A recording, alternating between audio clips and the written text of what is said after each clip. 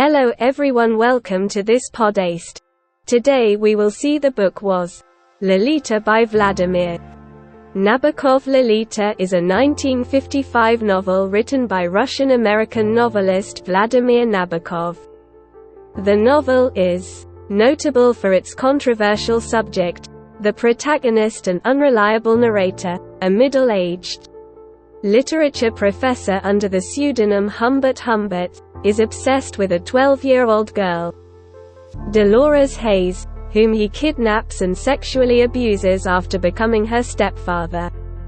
And Lolita and the Spanish nickname for Dolores, is what he calls her privately. The novel was originally written in English and first published in Paris in 1955 by Olympia Press.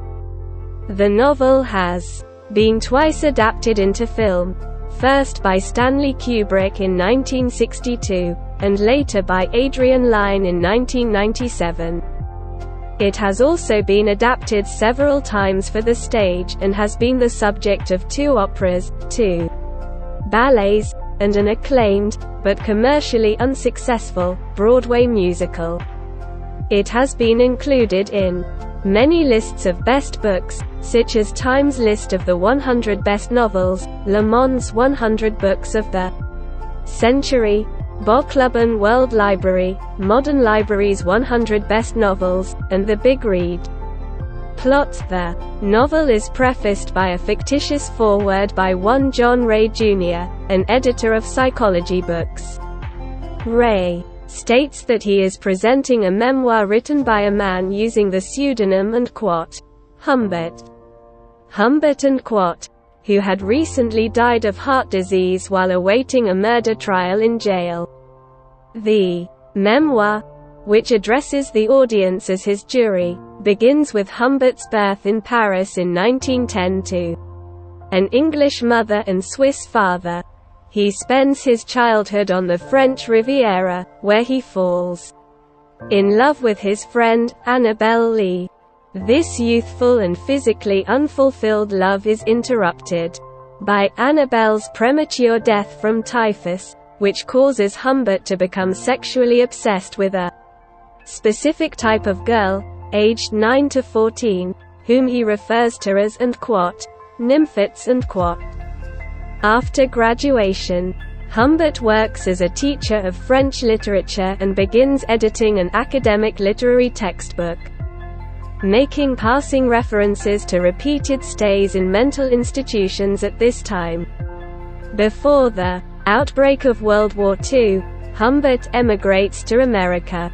In 1947, he moves to Ramsdale, a small town in New England, where he can calmly continue working on his book. The house that he intends to live in is destroyed in a fire.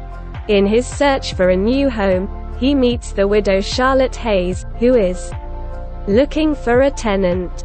Humbert visits Charlotte's residence out of politeness and initially intends to decline her offer. However, Charlotte leads Humbert to her garden, where her 12-year-old daughter Dolores, also variably known as Dolly, Lo, and Lola, is sunbathing. Humbert sees in Dolores the perfect nymphet, the embodiment of his old love Annabelle, and quickly decides to move in. The impassioned Humbert constantly searches for discreet forms of fulfilling his sexual urges, usually via the smallest physical contact with Dolores. When she is sent to summer camp, Humbert receives a letter from Charlotte, who confesses her love for him and gives him an ultimatum. He is to either marry her or move out immediately. Initially terrified, Humbert then begins to see the charm in the situation of being Dolores' stepfather, and so marries Charlotte for instrumental reasons. Charlotte later discovers his diary, in which she learns of his desire for her daughter, and the disgust he feels towards Charlotte. Shocked and humiliated, Charlotte decides to flee and writes letters addressed to her friends warning him of Humbert disbelieving his false assurance. that the diary is only a sketch for a future novel, Charlotte runs out of the house to send the letters but is hit and killed by a swerving car. Humbert destroys the letters and retrieves Dolores from camp, claiming that her mother has fallen seriously ill and has been hospitalized. He then takes her to a high-end hotel that Charlotte had earlier recommended. Humbert knows he will feel guilty having sex with Dolores while she is conscious, so tricks her into taking a sedative by saying it is a vitamin. As he waits for the pill to take effect, he wanders through the hotel and meets a mysterious man who seems to be aware of Humbert's plan for Dolores. Humbert excuses himself from the conversation and returns to the hotel room. There, he discovers that he had been fobbed with a milder drug, as Dolores is merely drowsy and wakes up frequently, drifting in and out of sleep. He dares not initiate sexual contact with her that night.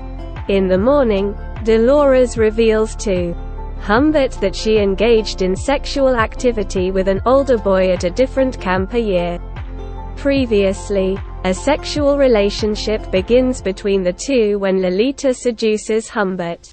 After leaving the hotel, Humbert reveals to Dolores that her mother is dead. The news is devastating to Lolita, and she cries often in the coming days. The two travel across the country, driving all day and staying in motels. Humbert desperately tries to maintain Dolores' interest in travel and himself, and increasingly bribes her in exchange for sexual favors. They finally settle in Beardsley, a small New England town.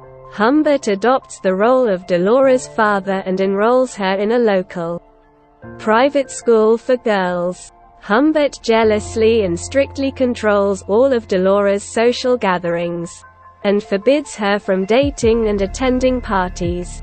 It is only at the instigation of the school headmaster, who regards Humbert as a strict and conservative European parent, that he agrees to Dolores' participation in the school play, the title of which is the same as the hotel in which Humbert met the mysterious man. The day before the premiere of the performance, Dolores runs out of the house following an argument with Humbert. He chases after her and finds her in a nearby drug store drinking an ice cream soda. She then tells him she wants to leave town for another road trip. Humbert is initially delighted, but as they travel, he becomes increasingly suspicious. He feels that he is being followed by someone Dolores is familiar with. The man following him is Claire Quilty, a famous playwright who wrote the play that Dolores was to participate in. In the Colorado mountains, Dolores falls ill. Humbert checks her into a local hospital, from where she is discharged one night by her and Quat, uncle and Quat. Humbert knows she has no living relatives, and he immediately embarks on a frantic search to find Dolores and her abductor, but initially fails. For the next 2 years, Humbert barely sustains himself in a moderately functional relationship with a young alcoholic named Rita. Deeply depressed, Humbert unexpectedly receives a letter from a 17-year-old Dolores, telling him that she is married, pregnant, and in desperate need of money. Humbert, armed with a pistol, tracks down her address against her wishes. At Dolores' request, he pretends to be her estranged father and does not mention the details of their past relation to her husband, Richard. Dolores reveals to Humbert that Quilty took her from the hospital. She was in love with Quilty, but he rejected her when she refused to star in one of his pornographic films. Humbert claims to the reader that at this moment, he realized that he was in love with Dolores all along. Humbert implores her to leave with him, but she refuses. Accepting her decision, Humbert gives her the money she is owed from her inheritance. Humbert then goes to the drug-addled Quilty's mansion and shoots him several times. Shortly afterward, Humbert is arrested, and in his closing thoughts, he reaffirms his love for Dolores and asks for his memoir to be withheld from public release until after her death. Dolores dies in the childbirth of her baby on Christmas Day in 1952.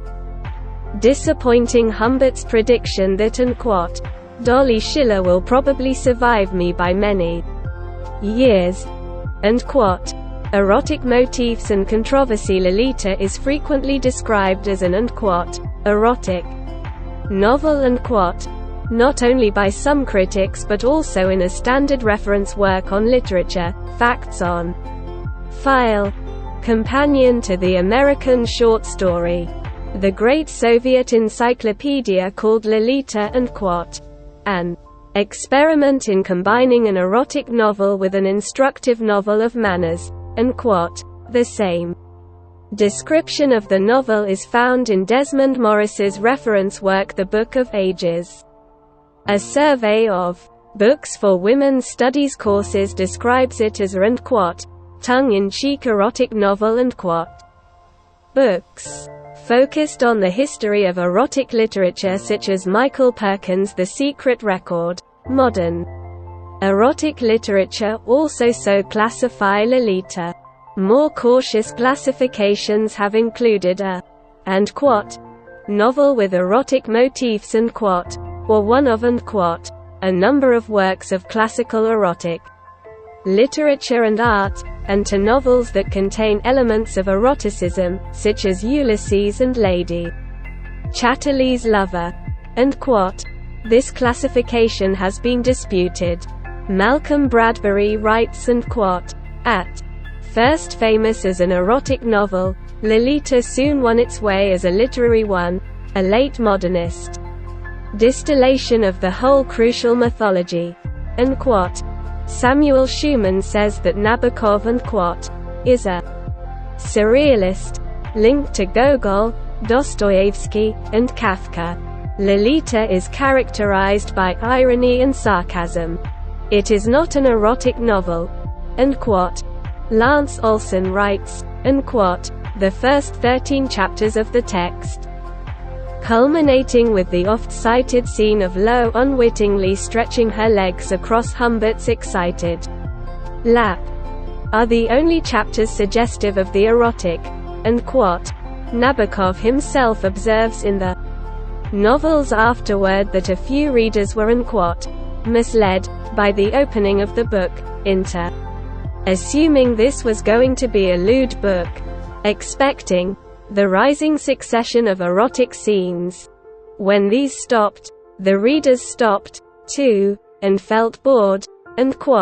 Style and interpretation. The novel is narrated by Humbert, who riddles the narrative with word-play and his wry observations of American culture. The novel's flamboyant style is characterized by double entendres, multilingual puns, anagrams, and coinages such as nymphet, a word that has since had a life of its own and can be found in most dictionaries, and the lesser used faunlet and Most writers see Humbert as an unreliable narrator and credit Nabokov's powers as an ironist.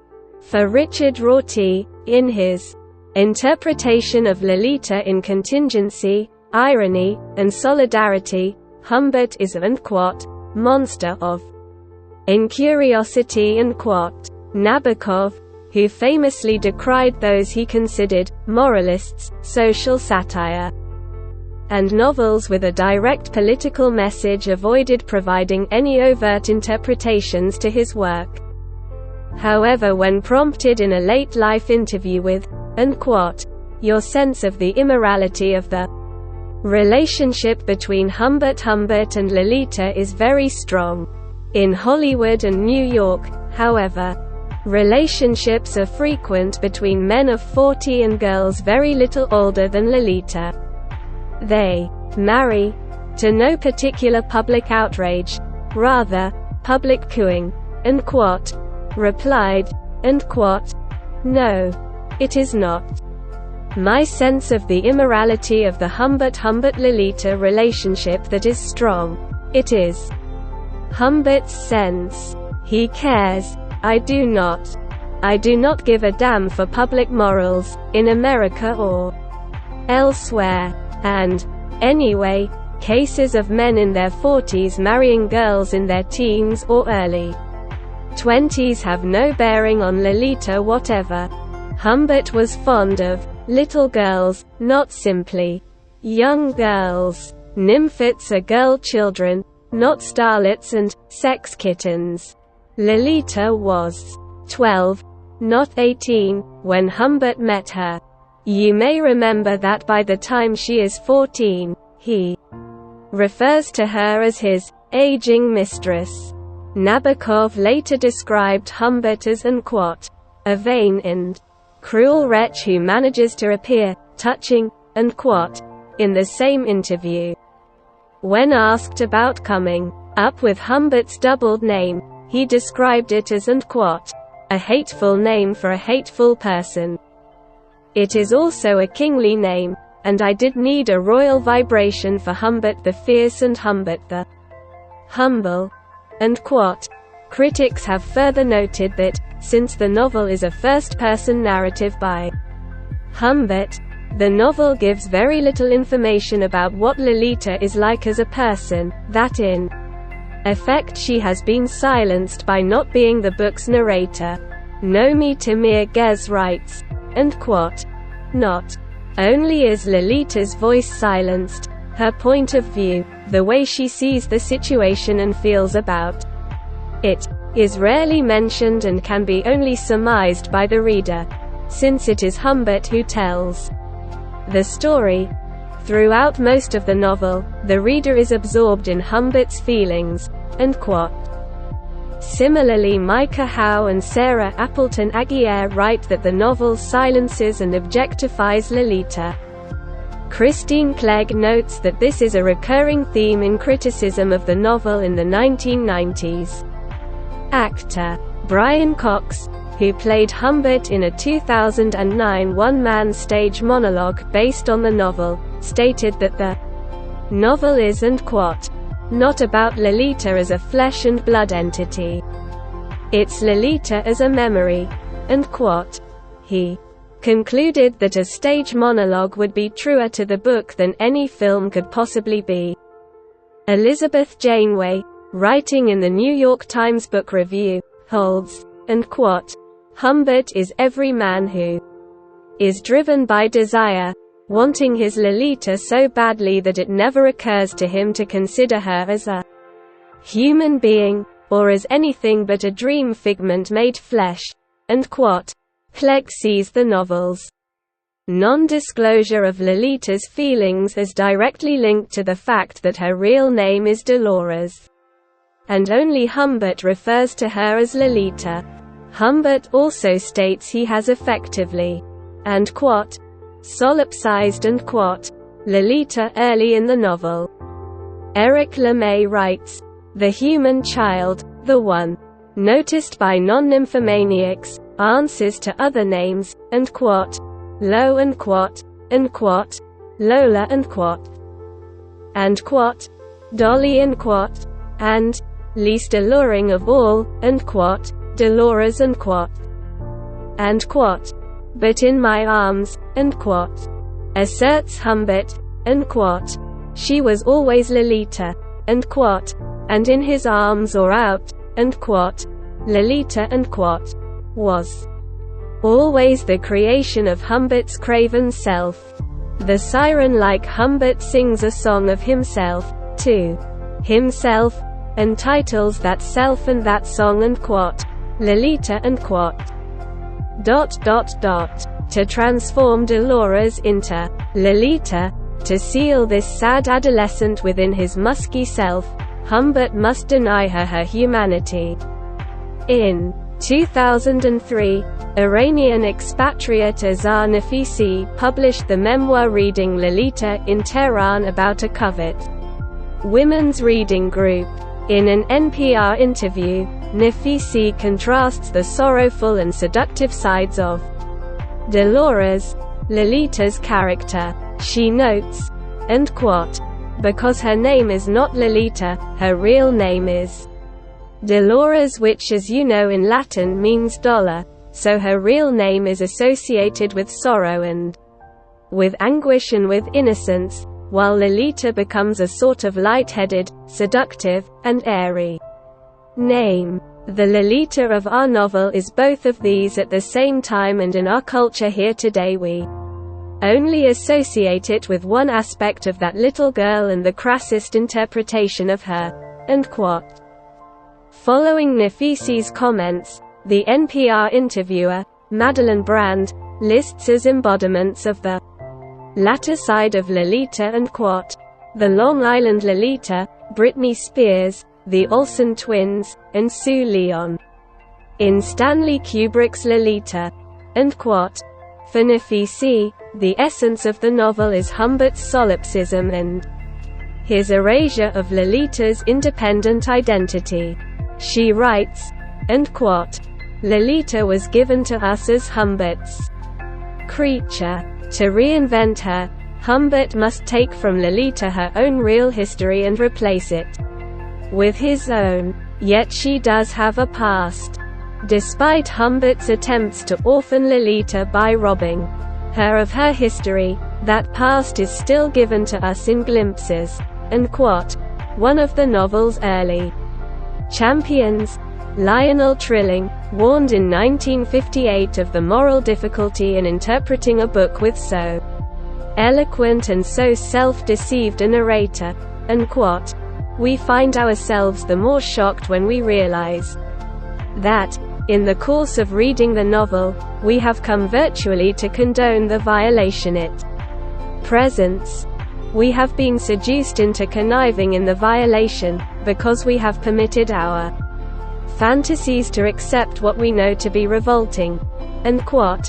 In 1958, Dorothy Parker described the novel as, and quote, "the engrossing, anguished story of a man of taste and culture, who can love only little girls," end quote, and Lolita as, end quote, "a dreadful little creature, selfish, hard, vulgar, and foul-tempered," end quote.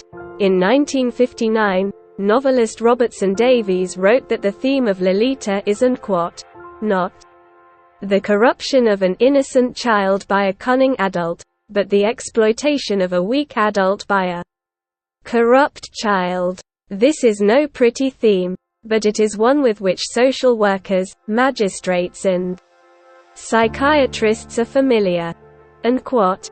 In his essay on Stalinism Cobber the Dread, Martin Amis proposes that Lolita is an elaborate metaphor for the totalitarianism that destroyed the Russia of Nabokov's childhood, though Nabokov states in his afterword that he, end quote, "detests symbols and allegories," end quote. Amos interprets it as a story of tyranny told from the point of view of the tyrant. End quote.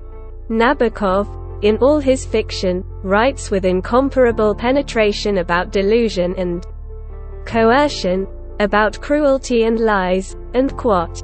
He says, end quote, "Even Lolita, especially Lolita, is a study in tyranny," end quote. The term, end quote, Lolita, end quote, has been assimilated into popular culture as a description of a young girl who is, end quote, precociously seductive, without connotations of victimization, end quote. Thank you for watching, keep supporting me. Like, share and subscribe, click the bell icon.